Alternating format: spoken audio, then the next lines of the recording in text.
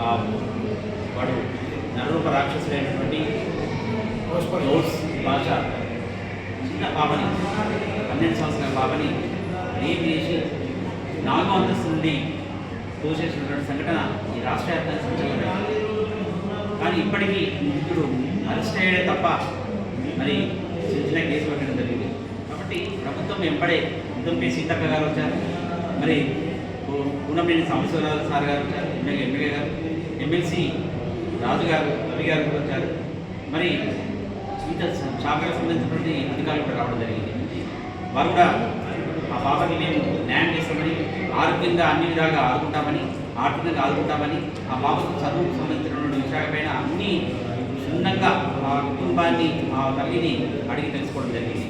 కాబట్టి ప్రభుత్వము చొరవ చూపెట్టినందుకు ప్రభుత్వానికి ప్రత్యేక ధన్యవాదాలు. ఈ విధంగా మరి రజక బిడ్డలపైన అనేకమైనటువంటి దాడులు జరుగుతున్నాయి, రేపు జరుగుతున్నాయి, మరి హత్యలు చేస్తున్నారు. వీటన్నింటినీ మరి ఖండించవలసినటువంటి బాధ్యత ప్రభుత్వము, అరికట్టవలసిన బాధ్యత ప్రభుత్వం పైన ఉంది. రజక సంఘాల పైన వీటన్నింటిని ఖండించి రాష్ట్ర వ్యాప్తంగా మరి ముందు తీసుకోవాల్సినటువంటి ఇలాంటి సంఘం జరిగితే మాత్రం రాష్ట్ర వ్యాప్తంగా రజక సంఘాలన్నీ స్పందించి పెద్ద ఎత్తున ధర్నాలు ర్యాలీ చేయాలని చెప్పి సందర్భం తెలియజేస్తున్నాం. కాబట్టి మొన్నటి వికారాబాద్లో జరిగినటువంటి అనేక సంఘటనలు ఈ రాష్ట్రంలో మరి అనేక సంఘటనలు జరుగుతున్నాయి. కానీ పోలీస్ శాఖ మాత్రం చాలా నిమ్మకం జరిగినట్టు వివరించినటువంటి కరెక్ట్ కాదు. మరి ఆయన పైన తక్షణమే సంబంధిత కేసులు పెట్టాలి, మరి తీసుకుపోయి రిమాండ్ చేయాలి. ఆ పాప చిన్న పాప ఈ రోజుకి ఇంకా స్టోర్ రాకుండా చాలా ఇబ్బందికరంగా ఉంది, మరి అన్కాన్షియస్గా ఉంది.